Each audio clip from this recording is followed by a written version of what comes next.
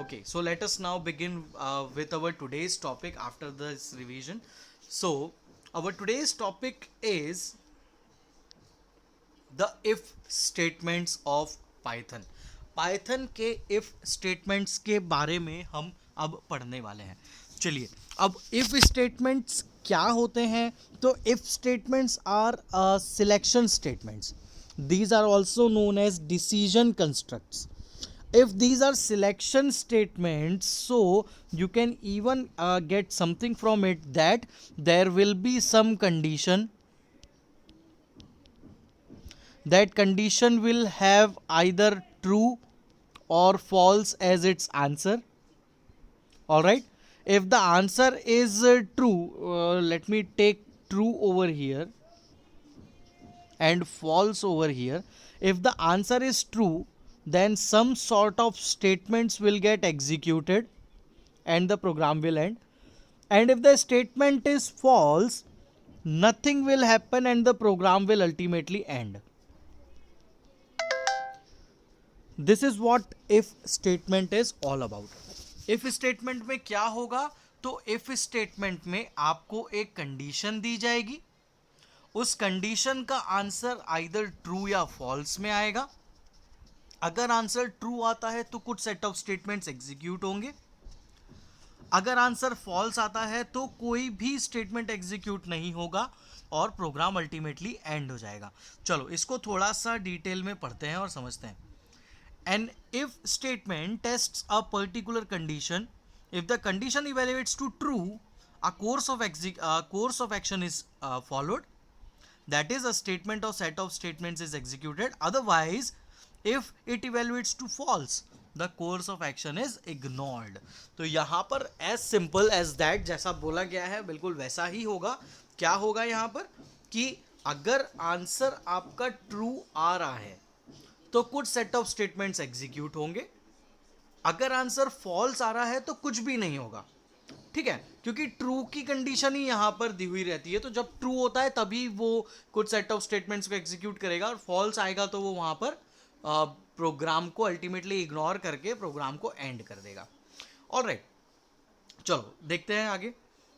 The simplest form of if a statement tests a condition, and if it evaluates to true, it carries out some instructions and does nothing in case condition evaluates to false. अगर condition false आती है तो ये कुछ भी नहीं करता है और अल्टीमेटली प्रोग्राम एंड हो जाता है.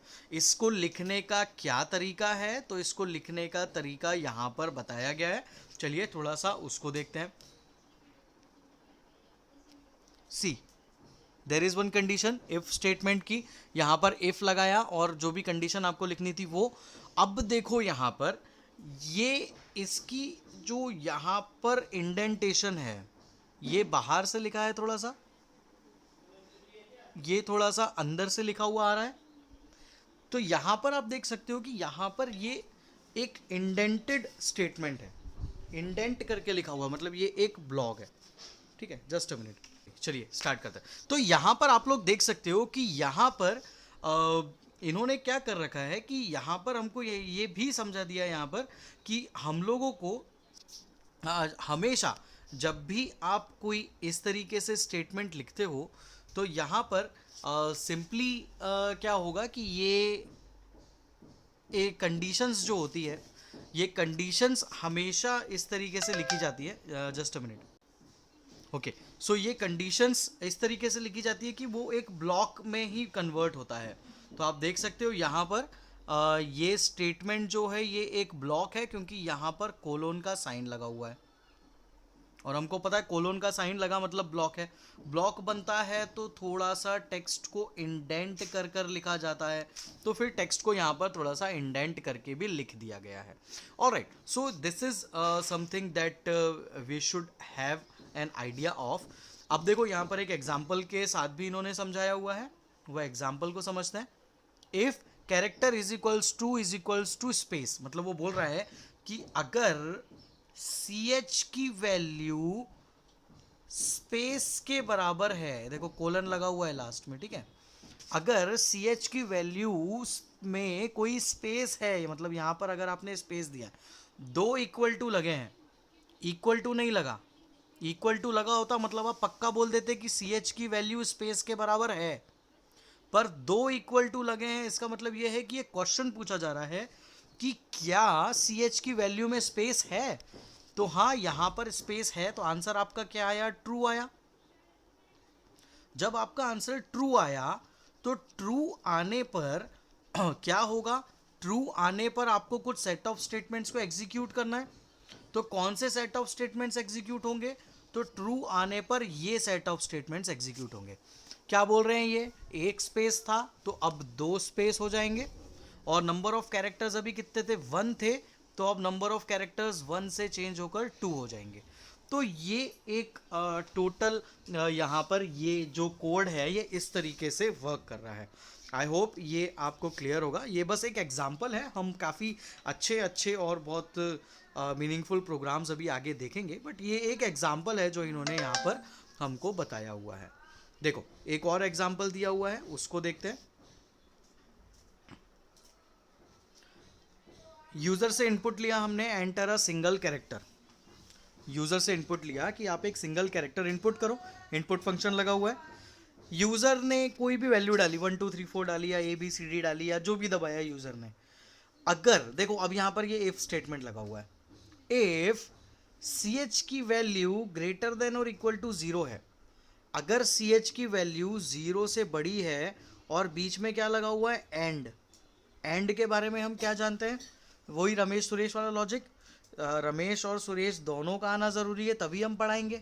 तो यहाँ पर इसका सी एच, जैसे कि मैंने वैल्यू डाली 2, ठीक है, फॉर एन एग्जाम्पल मैंने वैल्यू डाली 2, तो क्या 2 0 से बड़ा है, हाँ मेरा आंसर आया ट्रू।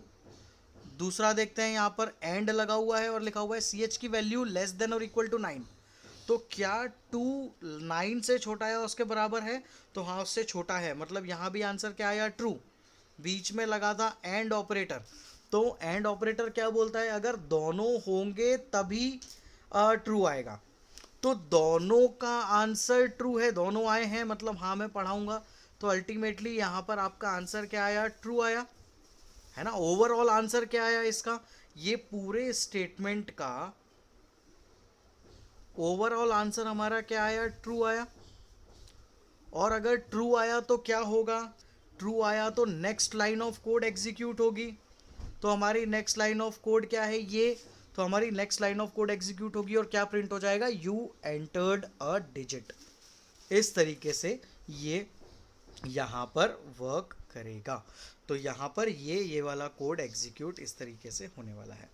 आगे देखो, एक ही इसी एग्जांपल को थोड़ा सा और इन्होंने एनहेंस कर दिया है। एनहेंस कैसे किया है, अब थोड़ा सा उसको समझते हैं। देखो जैसे कि यहाँ पर यूज़र से इनपुट ले लिया कि आप एक एंटर करो सिंगल कैरेक्टर। अगर सी एच की वैल्यू में स्पेस है तो क्या प्रिंट हो जाएगा, यू एंटर्ड अ स्पेस, ठीक है। अगर सिंगल कैरेक्टर डालना है, सिंगल कैरेक्टर यहाँ पर अगर उसने स्पेस डाल दिया तो ये देखो ये ब्लॉक का साइन लगा हुआ है और ये इंडेंट कर कर लिखा हुआ है थोड़ा सा, तो यहाँ पर ये एक ब्लॉक है और क्या प्रिंट हो गया, यू एंटर्ड अ स्पेस।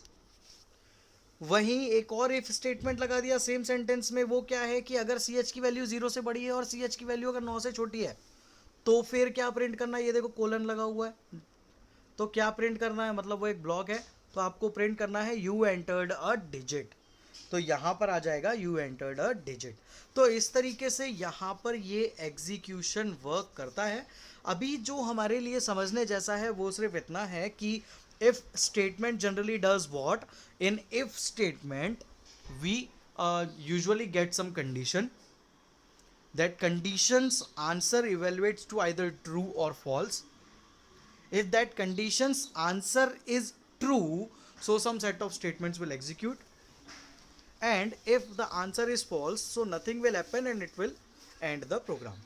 तो ये होता है जनरली जब आप इफ स्टेटमेंट्स को एग्जीक्यूट करते हो। चलो let us now move further and we are given with one more example, let us see that. ये एग्जांपल सिर्फ समझने के लिए है, हम और भी डिटेल्ड प्रोग्राम्स इसमें देखने वाले हैं।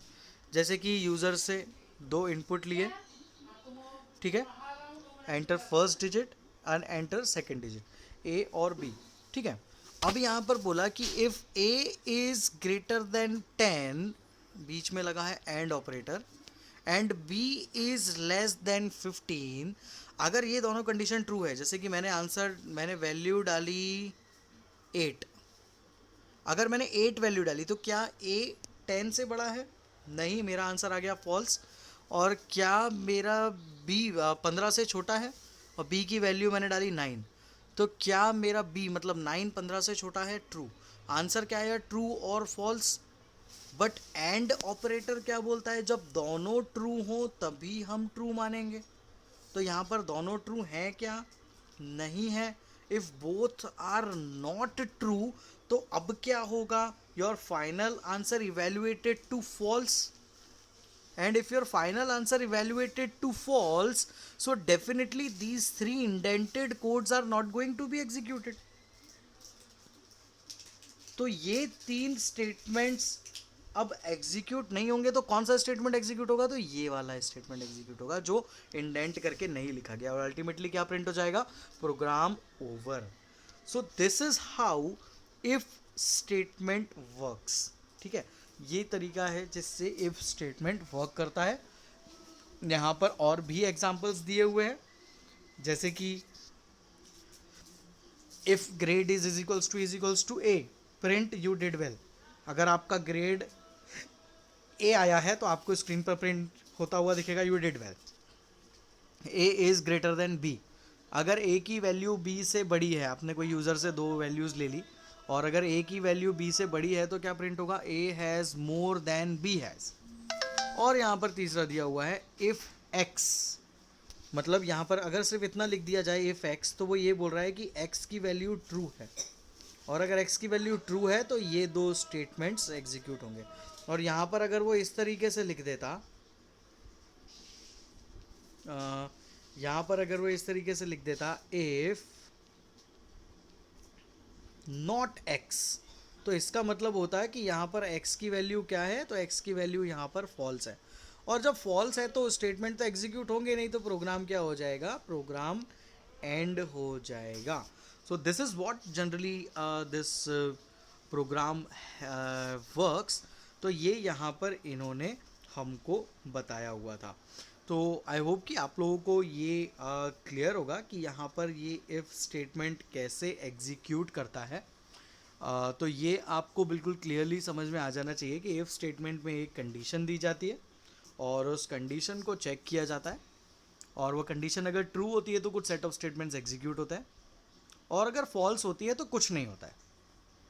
Now there is one more sort of statement which is known as if else statement. अब अभी क्या हो रहा था? एक कंडीशन होती थी, कंडीशन ट्रू होती थी तो कुछ स्टेटमेंट एग्जीक्यूट होते थे और प्रोग्राम एंड होता था। जब फॉल्स होता था तो सीधे प्रोग्राम एंड हो जाता था। अब क्या होगा? अब यहाँ पर थोड़ा सा लॉजिक चेंज हो जाएगा। अब जब आंसर फॉल्स आएगा तो एल्स वाला स्टेटमेंट एग्जीक्यूट होगा। चलो थोड़ा सा समझते हैं इसको डिटेल में, फिर आपको मैं बताऊंगा। This form of if statement tests a condition, and if the condition evaluates to true, it carries out statements indented below if, है ना? अगर आपका आंसर आया ट्रू तो if के नीचे जो स्टेटमेंट्स है वो एग्जीक्यूट होंगे, और अगर आपका आंसर आया फॉल्स तो एल्स के नीचे जो स्टेटमेंट्स होंगे वो एग्जीक्यूट होंगे। मतलब अभी क्या हो रहा था? इफ स्टेटमेंट में अगर फॉल्स आ रहा था तो अल्टीमेटली प्रोग्राम एंड हो रहा था। यहाँ पर फॉल्स आएगा तो प्रोग्राम एंड नहीं होगा, फॉल्स आएगा तो प्रोग्राम क्या करेगा? दूसरे सेट ऑफ स्टेटमेंट्स एग्जीक्यूट करेगा। और कौन से सेट ऑफ स्टेटमेंट्स एग्जीक्यूट करेगा? तो एल्स में जो लिखे होंगे वो वाले स्टेटमेंट्स वो एग्जीक्यूट करेगा। तो ये है यहाँ पर इफ़ एल्स का लॉजिक। यहाँ पर बस जो फॉल्स आता था तो वहाँ पर प्रोग्राम एंड हो जाता था, यहाँ पर ऐसा नहीं होगा। जब यहाँ पर आंसर फॉल्स आएगा तो यहाँ पर ये दूसरे सेट ऑफ स्टेटमेंट्स को एग्जीक्यूट करेगा। इसको एक एग्जांपल से समझने की कोशिश करते हैं, ये हमको इजीली क्लियर हो जाएगा। जैसे कि ये देखो यहाँ पर हाँ, if A is greater than और इक्वल टू 0, अगर ए की वैल्यू, जैसे कि मैंने अगर बोलूँ कि मैंने इनपुट दिया 3, तो क्या 3 0 से बड़ा है? हाँ, आंसर आया ट्रू, तो ये आंसर प्रिंट हो जाएगा, प्रिंट ए इज़ 0 और अ पॉजिटिव नंबर। बट अगर मैंने इनपुट दिया होता -2, अगर मैंने इनपुट दिया होता -2, तो देखो क्या ए ज़ीरो के बराबर या ज़ीरो से बड़ा है, तो आंसर क्या आया, फॉल्स आया। अब जब आंसर फॉल्स आया तो पक्का है कि ये वाला स्टेटमेंट तो एग्जीक्यूट नहीं होगा, तो कौन सा स्टेटमेंट एग्जीक्यूट होगा, तो ये वाला एल्स वाला स्टेटमेंट एग्जीक्यूट होगा। और ये आंसर अब स्क्रीन पे प्रिंट होगा कि A is a negative number, मतलब -2 इज़ अ नेगेटिव नंबर। तो इस तरीके से इसकी वर्किंग चलती है। ये यहाँ पर बस फॉल्स स्टेटमेंट के लिए आपके पास एक अलग कैटेगरी होती है, फॉल्स स्टेटमेंट के लिए आपको इग्नोर नहीं करना होता। फॉल्स स्टेटमेंट में यहाँ पर वो ऑटोमेटिकली ये और में नीचे एल्स में जो स्टेटमेंट्स लिखे होते हैं उनको एग्जीक्यूट कर लेता है।